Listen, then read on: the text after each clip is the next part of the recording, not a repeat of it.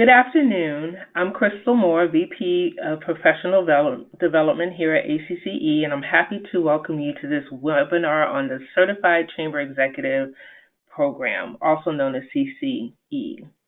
This afternoon, I'll be providing you with some information and an introduction to our Certified Chamber Executive Program and walking you through the CCE application process and the other parts of the process, including the essay, presentation, and exam. Leading the webinar today will be Rabe, Chair of the CCE Commission, and Matt McCormick, Chair-Elect. Before we begin, we have a few housekeeping notes.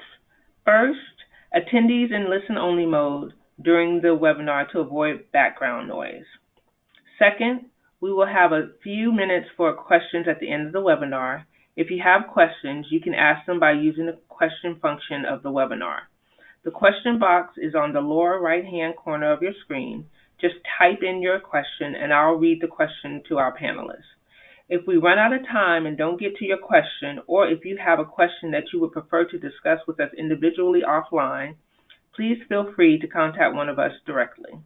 Our contact information will be included in the presentation. We can also get in touch with you afterwards after the webinar. And third, this webinar is being recorded and will be up on the ACCE website on the ACCE University webpage by Friday, October 12th. I will also post the presentation slides along with the webinar recording. The presentation slides and a CCE intent to apply form are both uploaded to the webinar panel as well.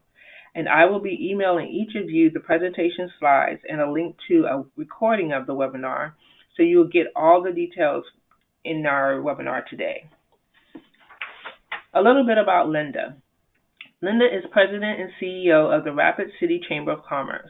As such, she has the privilege of being the Chamber President in the beautiful Black Hills of South Dakota, known as the gateway to the mountain sculptures of Mount Rushmore and Crazy Horse. She's been in the Chamber industry for 27 years and earned her CCE degree in 2003.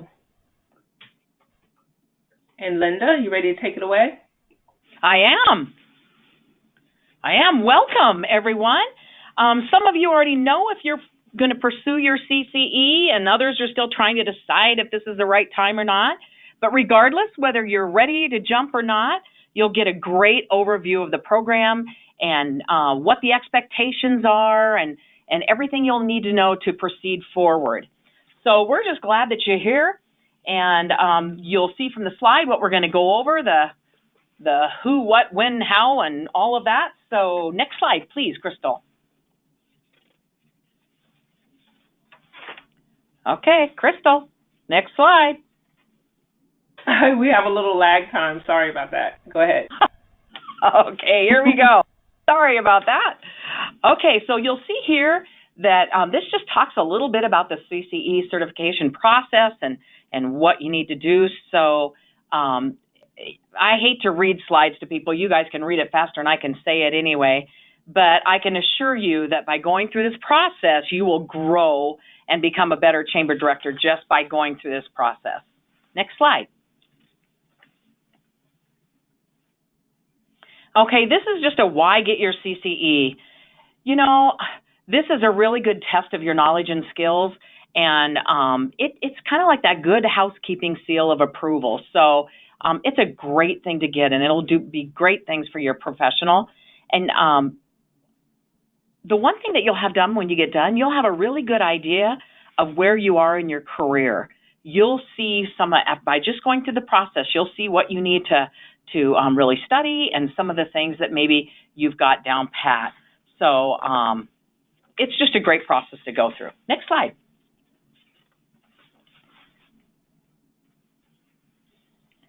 Okay, so here are, back one. You skipped one.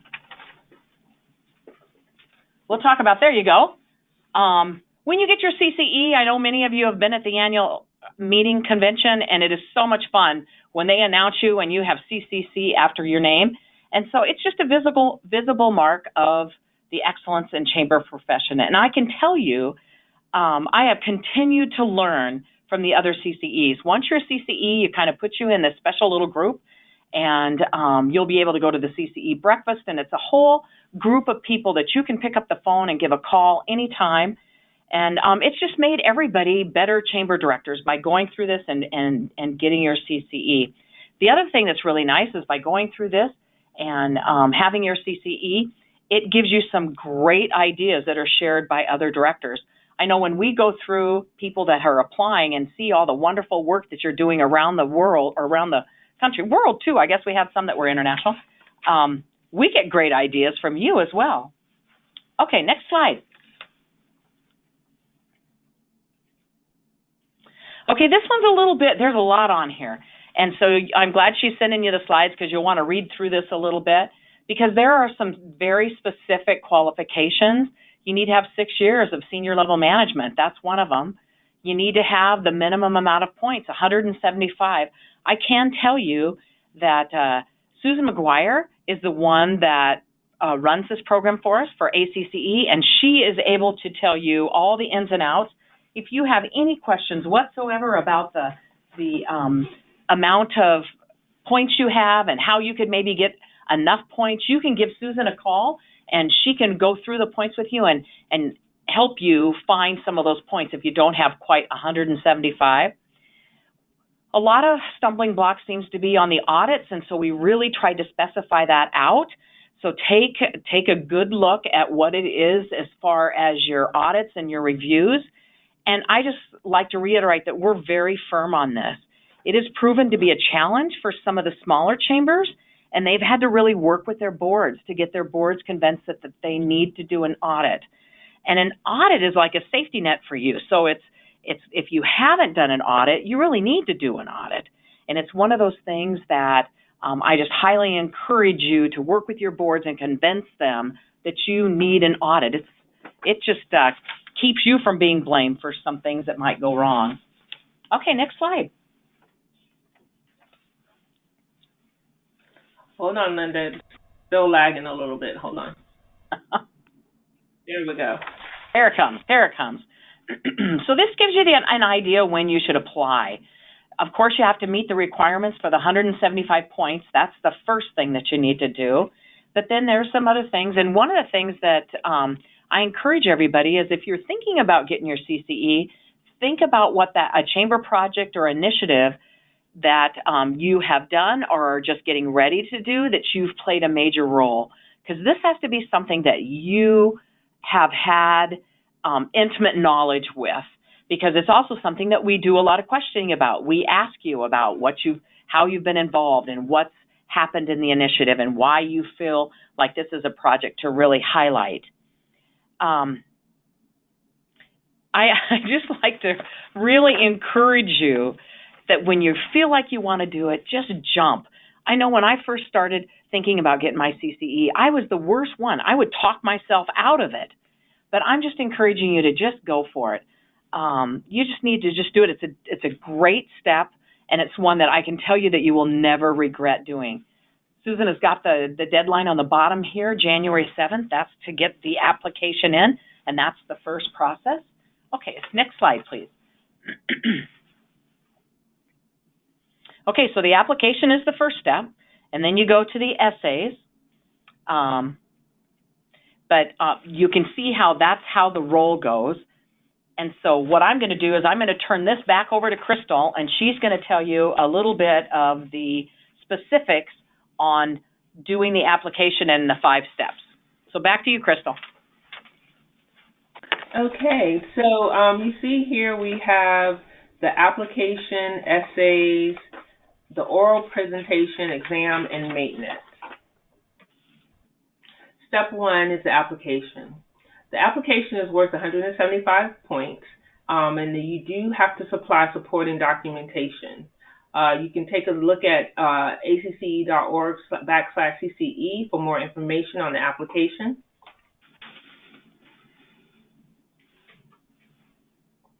We have on our website the application guidelines, and you will get a copy of the slides as Linda mentioned, but they're also up on the website. It gives you details about the timeline and what is needed, and it also reiterates here 175 points. How to earn points. We give points for education, and we also give points for continuing education. And you see here that an easy way to get points is if you attend ACCE's convention. But we also give points for other conferences, state and regional conferences, e-courses, that would be webinars and e-courses for ACCE. And also if you are in or have gone to institute, that's 7 points per year. How to earn points. Professional contributions, if you were a presenter or author of a white paper or for a CCE magazine, or if you have been an ACCE mentor or are ACCE mentor, you'll get points. Leadership, Chamber of Community Organizations, they can range from 2 to 20 points each. And also if you've received any kind of awards, honors, or other designations. Where are my CCE points? So if you log onto the website, you'll see at the top right corner, you see login. You click on my account, still upper right, and then on my ACCE activity. If you click on my membership, that will give you your activity report, and you'll see here it's listed what you participated in, the date, and how many credits you got for that. But remember, there are some good points you can get that are not related to ACCE, but other conferences. So keep that in mind. Keep in mind your experiences and your designations, because that can add points as well. These are only the points that we keep track of. Application supporting documents. Financial reviews for the last 2 years, including 1-year audited reviews, and Linda touched on that. That is one of our main points that we want you to have, and it's not only just because for this process, but as Linda mentioned, it's all due diligence in your fiscal health of your organization. The annual budget. Your strategic plan, business plan, and annual report for 2 most recent years. And I want to reiterate, annual budget, strategic plan, business plan, and annual report. You will lose points if you don't have one or more of those pieces. Position description, your chamber organizational chart, personnel manual, resume, and 5 references, including 1 CCE. Again, you can go to our website and read those criteria again, and if you have any questions, you can contact myself or Linda or Susan. Completed applications. Applications and supporting materials may be submitted electronically to that link. Application fee of $400 also due at that time, and all applications are due to our office by January 7, 2019. The essays. The essay 1 is a recent or significant project at your chamber that you were heavily involved with. You have to be able to know the ins and outs of the project and be able to speak articulately about the project. Essay 2 on your chamber's financial procedures, same thing. You need to be fully aware of what's going on and be able to answer questions. Both essays are 2 pages. Essays are due on February the 11th. I advise anyone who is planning on submitting their application this year that you do secure a mentor. Your mentor can help you, especially on the essay part, to make sure that the topic that you chose is innovative, and they can even quiz you a little bit about the topic to make sure that you're confident in the content so you can present it well. Hey, Crystal? And why? Yes? Can I jump in? I just want to emphasize when you're doing this essay, I want to just re-emphasize that this is what your involvement is. It's not a we statement, it's I statements. So we want to know when you do this essay what you have done. And I know as chamber directors, we always think about, it's collective, and we've done this as a group, and we include our volunteers. But this needs to be about what your involvement was in this essay. So it's all about you, not we. And then make sure that when you decide what you want to do for that, run it by Susan, because she will be able to run it by a group, and they will authorize it for you. you want to definitely make sure that everything is authorized before you go forward. That is correct. Thank you, Linda. And why do you need to be well-versed on the topic? Because of the oral presentation and interview. You're going to be interviewing in front of the CCE Commissioner panel, and the presentation is on your essay topic. Interview on commitment to the Chamber of Profession, knowledge of community, professional expertise, and your body of knowledge. Oral presentation interviews will be March 19th through the 20th here in Alexandria, Virginia.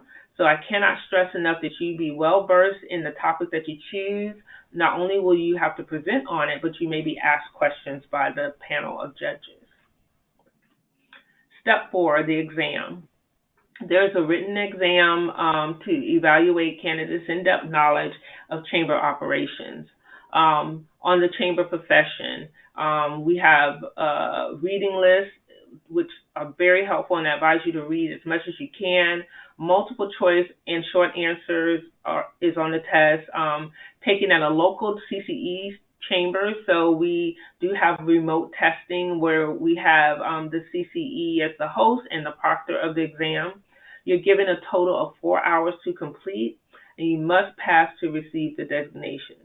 Exams administered May 6th through June 7th, and we do try to work around your host CCE and your schedule to get those done. The body of knowledge.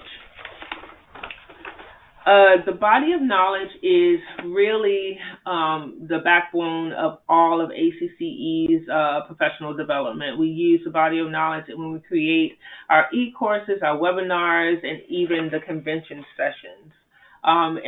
If you go onto our website, you'll get more depth information about each of these components and why they are important to the chamber profession. We are this year going to look at and evaluate some of these elements just to build them out a little bit more and make them more up-to-date and modern. But for the most part, the bulk of this information is still good and relevant, and it is definitely something that you should read through and be aware of, because you want to make sure that you hit most of these points when you're writing your essay, and speak to these points when you are giving your interview. Crystal, can I jump in here for a second? Sure. Okay, I just want to re-emphasize that this is the reading material, and I can tell you over the years, people that did not pass the written exam did not read all of this. This isn't like it's a good idea to read. This is like a must read. And I just highly encourage, no matter where you are or how long you've been a chamber director, I just highly encourage you to read through all of that. Personally, I didn't have as much trouble with the communications and the marketing because that's my strong point, but I really needed to hone in on the financials and the accounting part of it, whereas my predecessor had an accounting degree, so that part he had, but he had no marketing experience, so he really had to hone in on that.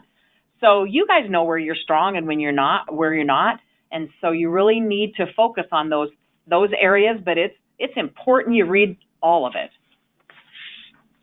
Hey, Linda and Crystal, this is Matt. I'm here now. Oh, good. Oh, welcome, I Matt. apologize. Well, thank you. No worries. I will, let me just read your bio really quickly, Matt, and you can jump in or I can continue, whatever your pleasure. Matt is the president and CEO of the Columbia, Missouri Chamber of Commerce, located in the heart of Missouri and home of the University of Missouri. Matt has been in the profession for 20 years, serving chambers in both Texas and Missouri, and earned his CCE in 2012. Matt, would you like to step in, or would you like me to keep going? I can hit, I'll step in for just a second. I think I got one more slide that's technically mine, and it goes over to you, Crystal, but I did want to say real fast on the body of knowledge, and we can keep it here on this maintenance slide because that's going to be a short one, but the body of knowledge, I did want to throw in there. And Linda, I appreciate what you said and taking your time to read all this. And I think, and I would imagine every CCE is this way. I would encourage you to buy the reading material. We get asked that quite a bit. I still have mine and reference mine on a regular basis. And so it's a great reference to keep. And that body of knowledge on how you operate your organization is a wonderful thing to go back to. It's also very helpful whenever you're working with your board. So that is an important part. So then the next slide that you see up in front of you is the 5 steps, the certification process, but it's the maintenance portion of your CCE, which is, you can read there, but a couple of highlights that I wanted to make sure to hit on. There is a fee of $200 due after the exam. The maintenance of the CCE designation, you must accumulate a minimum of 15 points of professional development excellence over a 5-year designated period, and then at the end of 5 years, your maintenance fee is $250 to keep your CCE and ACCE member. I will tell you the points in between, between everything that ACCE does, attending the annual conference, attending webinars, and a lot of the continuing ed that ACCE does a wonderful job of. It's more than easy to make sure that you have your minimum points to keep your CCE active. All right. Should I go to the next slide? Sure. If it doesn't want to go to the next slide. There we go. Resources. Are you ready? So the ACCE website is a great resource for you, and Matt mentioned of the body of knowledge, but we also have a number of resources in Chamberpedia and our ACCE hero pages if you want to look at specific topics like finances or communication and marketing or board governance. We have all of that available on the website. And from any page of the site of ACCE, you can click to professional development, and you could see a number of other resources that we have, not only just on the CCE page, but also on our professional development page.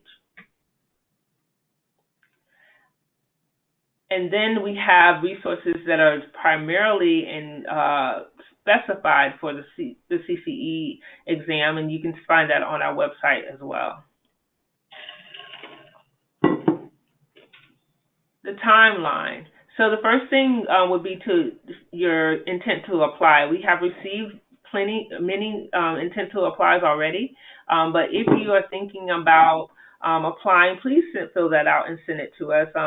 Even if you decide later you don't want to do it, at least we know you're interested, and it'll make a connection with us to you to make sure that you're getting what you need to apply.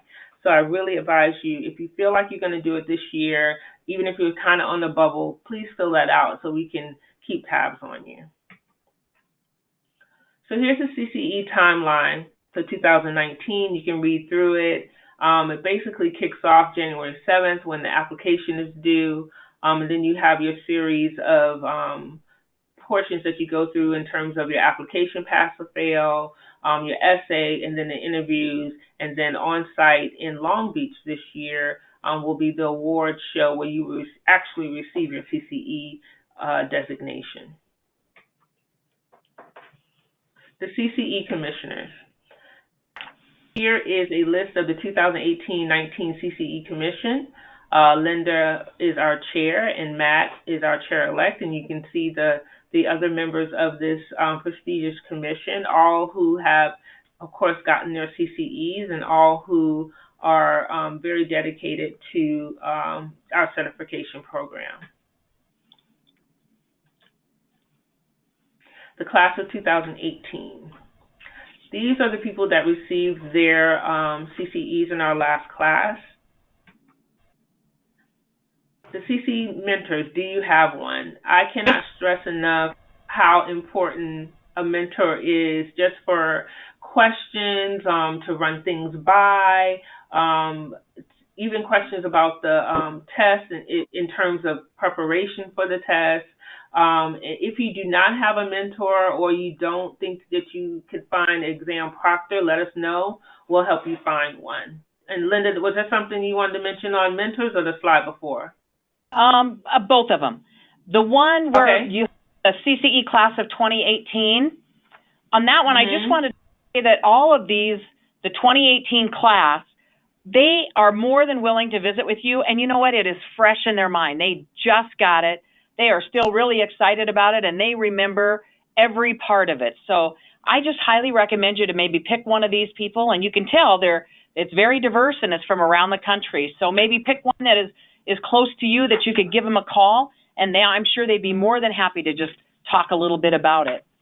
And then as far as the mentors, I just wanted to make sure that you have one. The one thing that I would like to remind people of is it's good to have more than one mentor. And I felt that it was really important that I had not only a female mentor, but also a male mentor, because males and females look at things differently. So it would help me a lot to have both of them and to look at it from both sides. So I encourage you to do that. And there's lots of CCEs, and they're listed on the website. You don't have to use just the ones that are here. If you've got one in your state or even in your community, feel free to give them a call.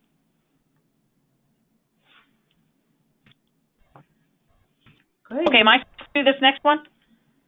Yes. Okay. I just want you see at the bottom, Susan McGuire. She is the one at ACCE that runs this, and she wasn't able to be part of the webinar. Usually she's on with us. But I just want you to know she is a huge resource, and I can't encourage you enough to give her a call. She is excellent and more than willing to help in any way. She knows this program in and out, so she's a great, great person to get a hold of. And you know what? I would just encourage you to make it a priority. You know, this type of program and getting this designation will definitely change you, and it will definitely make you a better chamber director. Okay, now I think it's back over to you, Crystal. Okay. Let's see. Come on. All right, so this is the intent to apply form that was referenced earlier, and I would really appreciate if you haven't already done so, please fill that out. It's located on our website on the CCE page, and it goes to Susan. And again, feel free to contact her with any questions you may have. Linda is available, as well as Matt. I don't have any closing points on the intent to apply. Is there anything else, Matt or Linda, you want to add to that? I think just reiterating, if you're even halfway thinking about it and you're just not sure yet, two things. Go ahead and fill out this intent to apply, because one of the things that does is that helps Susan know. And Susan, she is a great resource, but she is also a great advocate in helping you be able to make sure and help you walk through that path as well as your mentors. And so even if you're halfway thinking about it, I would encourage you to go ahead and fill this out, get it to Susan so that she has it there, and use her as a resource. And also any of the other commissioners, you have all of our contact information in the slideshow, and we're more than happy to talk with you, to brainstorm with you as you go through this. All right, and then we can open up the floor to questions if you have any. I didn't get a whole lot in the chat function. You can look to your panel on the right, and you could find a chat section and a question section. One of the questions that we've always gotten is about the exam. And yes, it is a very rigorous exam, but if you read the reading materials and you study the body of knowledge, I think that most of that is covered on the exam, and the free thinking on the exam, you just have to think in terms of a leader. And also you have to read the questions carefully. If it asks for 3 examples, put 3 examples. If you only put 2, you're leaving points on the table. Be as thorough as you can in answering the questions. A huge portion of the test is multiple choice, but there's also short answers as well, and that's where you get to elaborate a little bit on your answers, but make sure that you at least numerically answer the number of examples or number of answers that particular question is asking for. Linda, any nuggets about the interview process? It's at the beginning of the convention. It's pretty intense, but Linda, you have anything to add about that experience? The interview, though, actually is not during the convention. It's in March. The convention is where we actually award. I'm thinking of Chamber of the Year, a whole different program. My apologies. Different program. But I can tell you. The interview's in March. It's the same process, though. The interview's in March. interview before some panels, and I just encourage you to remember that it's I statements that we want to hear, not we statements, and encourage you to take deep breaths, because we've all been on that side of the table, all of us that are going to be on the other side listening to you, and know that we want you to be successful as much as you want to be. I was trying to think if there was anything else, but I just highly encourage you to be a part of the process. It's a fabulous process. And remember, Matt, did you have? Yeah, some of that, and just to reiterate, we are your advocates, and we want you to be successful, and we want you to pass. The interview process is not a gotcha process at all whatsoever. It is a very supportive process and part of that. But the most important part of that is, as Linda said, was this program is about you. It's not about your organization. It's about what you do for your organization, for your chamber, and for the industry. And that's not something that comes natural to us in this industry. And it does take you out of your comfort zone, and that's part of the reason is to get you out of that comfort zone, to have that opportunity to talk about what you do. And that's what, whenever you're going through your interview process, that's what we like to see and hear. One other thing I'd like to throw in. I just can't encourage you enough to practice your oral presentation. Practice it in front of your staff, practice it in front of friends. I belong to Toastmasters, so I did my oral presentation to my Toastmasters group and got feedback.